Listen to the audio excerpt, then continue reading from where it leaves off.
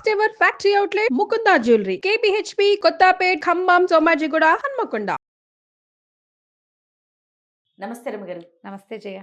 రమగారు, motivational talks, speaks మనం చూస్తూ ఉంటాం, వింటూ ఉంటాం. చాలామంది మోటివేషనల్ స్పీకర్స్ కూడా ఉన్నారు. అయితే ఒకళ్ళది విని ప్రభావితం అవుతూ ఉంటాం చాలాసార్లు. కానీ మనం ఎలా మోటివేట్ చేసుకోవాలి, అసలు చేసుకోగలుగుతామా? ఆ కాన్సెప్ట్ ఉంటుందా? ఇప్పుడు నేనున్నా, నాకు ఏదైనా ఒక ఆలోచన వచ్చింది అనుకోండి, వెంటనే మీకు కాల్ చేస్తా. రమగారు ఇట్లా అయిందండి, ఏం చేయమంటారు ఏంటని. మీరు ఏదో సలహా చెప్తారు, అమ్మయ్యా ఓకే ఇలా చెయ్యొచ్చు అని ఒక ఆలోచన నాకు వస్తుంది. మీరు లేరు, అప్పుడు ఎట్లా? లేరు ఇన్ ద సెన్స్ నాకు అందుబాటులో లేరని, వేరే రకంగా కాదు. ప్రతిసారి ఎవరో ఒకళ్ళు ఎలా అందుతారు, అంతే కదా. మనము కానీ మరి మన ఆలోచన కరెక్టో రాంగో ఎట్లా రమ్మగారు? వేరే పర్సన్ నుంచి వస్తేనే కదా అది. ప్రతిసారి అలా కుదరదు కదా జయ. మన నిర్ణయం మనం తీసుకోవాలి. తీసుకోకపోతే ఎట్లా? ఇండిపెండెంట్గా ఉండటం, సెల్ఫ్ డిపెండెన్సీ, మన మీద మనం, ఆత్మనిర్భరత అంటారు చూడు, అదనమాట. నువ్వు ఎంతసేపు అమ్మ చెప్పో, నేను చెప్పో, అక్క చెప్పో, వీళ్ళెవరో ఒకళ్ళు చెప్పాలి అని అనిపిస్తుంది. అవును, అది రెగ్యులర్ది కదా. ఆఫీస్కి ఇన్ టైం వెళ్ళిపోవాలి, ఆఫీస్లో నిర్ణయాలు నువ్వు చేసేస్తావు, నీ ఇవాళ ఏ హెయిర్ స్టైల్ పెట్టుకోవాలి నువ్వే చేసుకుంటావు కదా. వీటికి వేటికి పడవు. అమ్మో నేను ఇది హ్యాండిల్ చేయలేను అనిపించంగానే నీకు డిపెండెన్సీ వస్తుంది. ఇప్పుడు ఏం చేయాలి అని ప్రశ్న రాగానే ఎవరు చెప్తారు దీనికి సమాధానం అని చూస్తాం. మొదట ఆ క్వశ్చన్ మానేయాలి చేయాలి.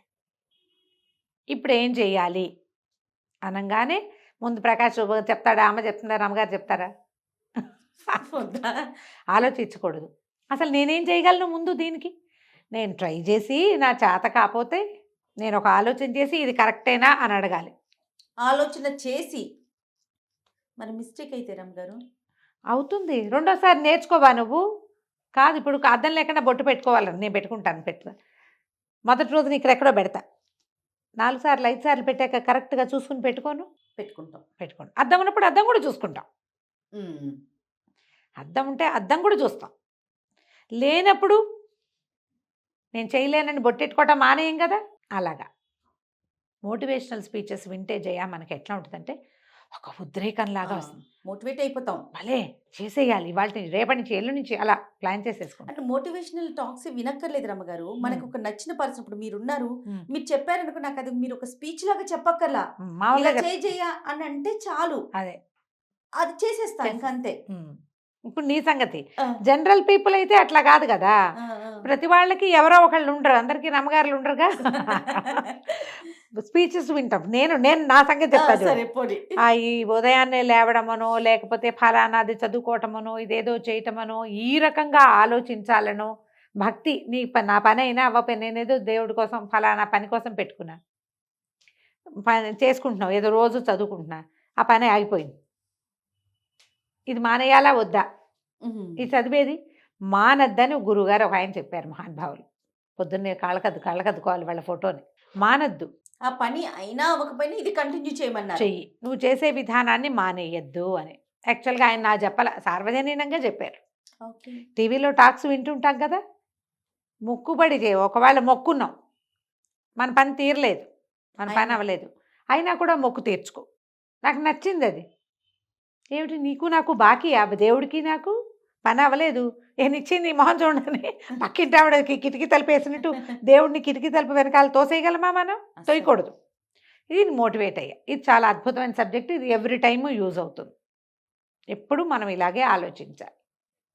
ఇలా నేను మోటివేట్ అయ్యాను, నేను అనుకుని, నేను దాన్ని నమ్మి బాగా ఆలోచించి దాని మీద నేను అది ఫాలో అవుతూ నేను ఇంకొకళ్ళకి చెప్తా. ఇలాంటి పెద్ద విషయాలు, అద్భుతమైన విషయాలు, జీవితం అంతా ఉపయోగపడే విషయాలు ఓకే కదా. ఇప్పుడు అలా కాకుండా చిన్న చిన్నవి ప్రత్యేకమైన సబ్జెక్టులు ఉంటాయి. వెళ్ళాలా వద్దా, చేయాలా వద్దా, చేస్తే ఏమవుతుంది, చేయకపోతే ఏమవుతుంది.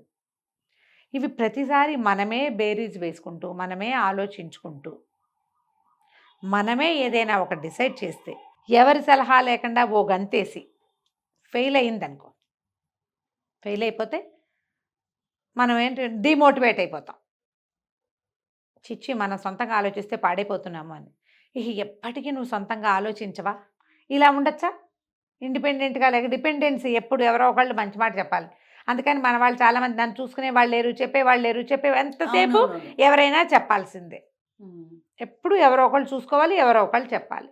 దీనివల్ల ఏమవుతుందంటే మానసికంగా బలహీన పడిపోతాం జయ. మనం ఓకే. చాలా వీక్ అయిపోతాం.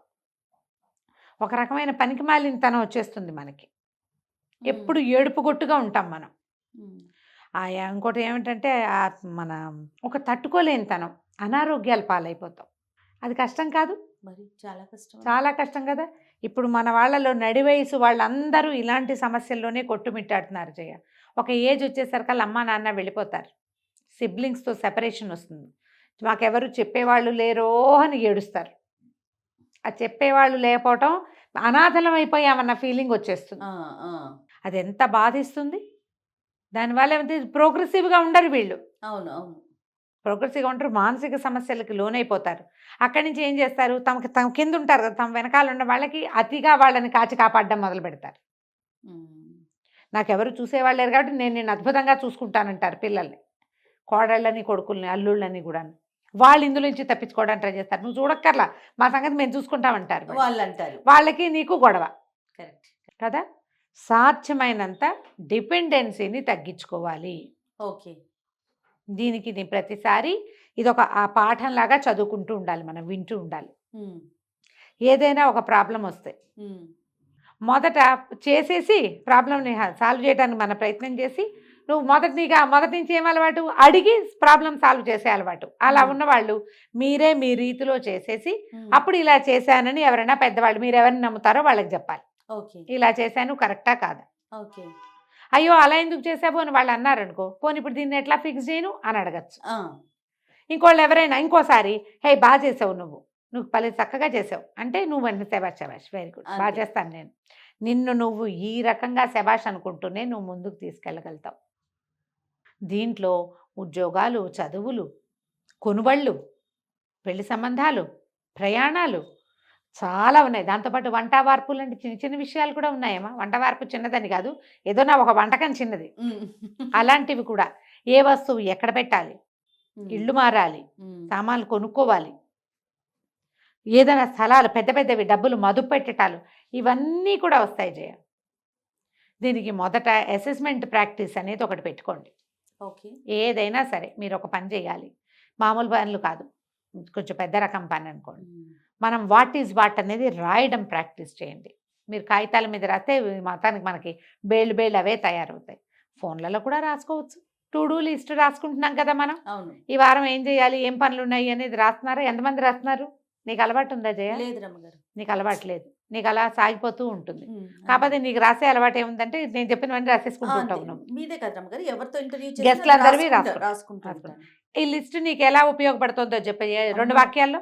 మామూలుగా ఉపయోగపడటం కదా రమ్మగారు, ఎక్కడ ఏది మిస్ అయినా నేను వెనక్కి వెళ్ళి చూసుకుంటాను, ఏం జరిగిందని తెలుసుకోవాలి, ముందుకు నడవటానికి నాకు ఆ లిస్టు. ఎంత పుస్తకం? మా ఆయన ఈ రోజే ఇచ్చాడు నాకు కొత్త పుస్తకం, కొత్త డైరీ. ఇక రాసుకోవటమే అంతే. ప్రతిరోజు నేను చేసే ప్రతి వర్క్ దాని మీద పెట్టి ప్రతి వాళ్ళు అది చెయ్యాలి. ఏమైనా కొన్నాం, ఏమైనా కొంటాం, కొనుక్కోవాలి, ఏం చేయాలి, ఎక్కడికి వెళ్ళాలి, వెళ్ళినప్పుడు ఎంత అయింది, ఎక్కడికి వెళ్ళాము, అలాంటివి రాయటం ప్రాక్టీస్ చేసుకోండి. ఇప్పుడు స్మార్ట్ ఫోన్స్ వచ్చినాయి, ఫోన్లలో అలాంటి సౌకర్యాలు బోల్డ్ నోట్స్ పెట్టుకోవచ్చు కదా. ఒకసారి ఇప్పుడు ఏదైనా ఒక ప్రాబ్లం వస్తే, ఇంతకుముందు ఇలాంటి సమస్య వచ్చినప్పుడు ఏం చేసామో వెనక్కి తిరిగి చూసుకోవచ్చు. సింపుల్ వాక్యాలలో రాసుకోండి, రికార్డ్ చేసి ఉంచుకోండి.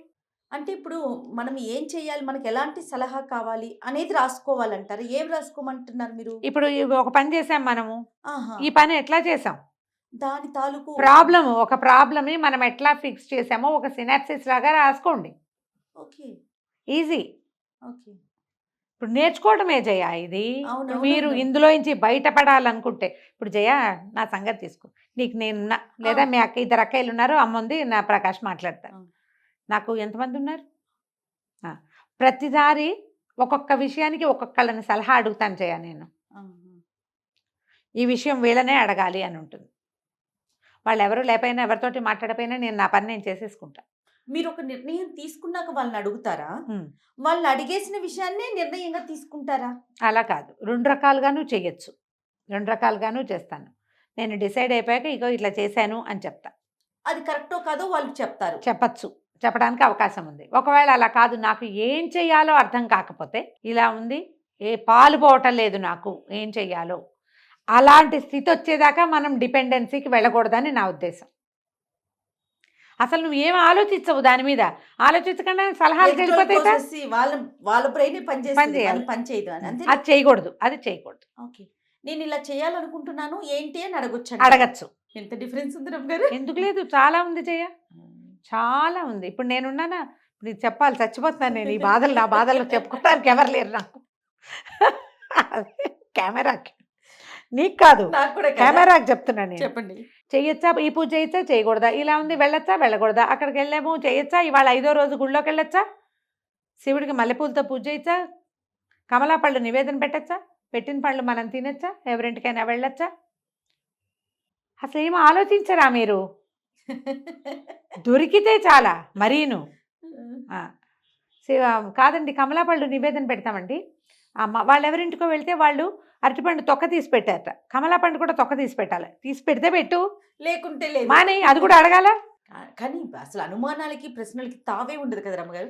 ఒకదాని తర్వాత ఒకదాని తర్వాత గ్యాప్ లేకుండా వస్తాయమ్మా, గ్యాప్ లేకుండా.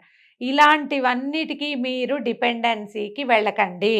ఓకే, మీరు ఏం చేస్తారో అది చెయ్యండి. మీరు చెయ్యలేనిది, చేత కానిది, అర్థం కానిది, అక్కడేదో కొంప మునిగిపోతుంది, అప్పుడు సలహాలకు వెళ్ళండి. దానికి మిమ్మల్ని మీరు మోటివేట్ చేసుకోండి. నా లైఫ్, నా స్టైల్, నాకు ఒక పద్ధతి, మా ఇంటికి ఒక పద్ధతి, మా జాతిలో ఒక విధానం, దాన్ని ఫాలో అవ్వకుంటూ వెళ్దాం మనము. నేను ఏది హ్యాండిల్ చేయలేకపోతే అప్పుడు అడుగు. ఇవి రోజువారీ వ్యవహారాలు కూడా ఎంతసేపు నీకు ఎవరు సలహా చెప్తాడమ్మా? అంటే లేనప్పుడు కదా రమ్మగారు, ఈ అనుమానాల వల్లే ప్రశ్న వస్తుంది. ఏం కాదు, మనం భక్తితో ఉండాలి. ఫర్ ఎగ్జాంపుల్ అనుకుందాం, అంతే, అదే కమల తీసి పెట్టు, తీయకుండా పెట్టు, ఒక్కతో పెట్టు, చెట్టు తీసుకొచ్చి పెట్టు. భక్తి అనేది ఉంటే అదే అసలు ప్రశ్నే లేదు. అంతే. ఇప్పుడు ఈ ఒకదాని దగ్గర మొదలుపెట్టి, ఈ చిన్న వాటి దగ్గర మొదలుపెట్టి పెద్ద వాటికి కూడా మీకు ఏం చేయాలో అర్థం కాదు. ఏదైనా సమస్య రాగానే ఎవరు సలహా చెప్తారా అని చూడకండి, ముందు మీ బ్రెయిన్కి పని పెట్టండి. ఇది ఇలా చేస్తే ఏమవుతుంది, చేయపోతే ఏమవుతుంది, to do or not to do అనేది ముందు మీరు ఒక బేరీజ్ వేసుకున్నాక, నేను ఇట్లా అనుకుంటున్నాను అని మీరు సలహాకి వెళ్ళొచ్చు. Right, okay. అసలు సలహా తీసుకోకండి అని నేను చెప్పటలా. ఎవరితోటి మంచి మాట్లాడద్దు అని ఎందుకు చెప్తాం? మనం మంచి మాట్లాడడానికే కదా మనం ఉన్నాం ఇక్కడ. కాబట్టి ముందు మీరు ఆలోచించండి, ఇది అసలు అడగాల వద్దా, ఇది చేయొచ్చా మనం, నేను ఇలా చేస్తున్నాను, ఎంతకాలంగానో చేస్తున్నాను, పోనీ నేను తప్పు చేస్తున్నాను అని మీకు అనిపించింది అనుకోండి, అది కూడా అడగాలి. ఇదేమైనా నేను పొరపాటు చేస్తున్నానా, నేను కరెక్టా కాదా అనేది ఒక చిన్న సాధారణ సలహాతోటి సరిపోతుంది కదా. అక్కడ అది తీరింది అనుకో, ఇప్పుడు ఇంకోటి ఉంది జయ ఇందులో, ఓసారి ఒకళ్ళు చెప్పిన సలహా ఫలించిందంటే ఇక వాళ్ళే గురువు, అంతే. అలా కూడా ఉంటాం మనం. ఏంటంటే మనకి ఇది అలవాటైంది జయ, ఇది తప్పని నేను అంటల్లా, మొత్తం మీద ఆల్టుగెదర్ అర్థమైంది కదా, ఇది అవసరమైందే. కాకపోతే ఏంటంటే ఇలా వాళ్ళు చెప్తేనే కానీ నేను అడుగు కూడా కదపననే పిచ్చలోకి మాత్రం వెళ్ళపోకండి. మన ఎవరి బ్రెయిన్కి వాళ్ళు పని పెట్టమంటున్నారు, ఆలోచించండి, అంతే. బాగుంది రమ్మ గారు. నమస్తే. నమస్తే జయ.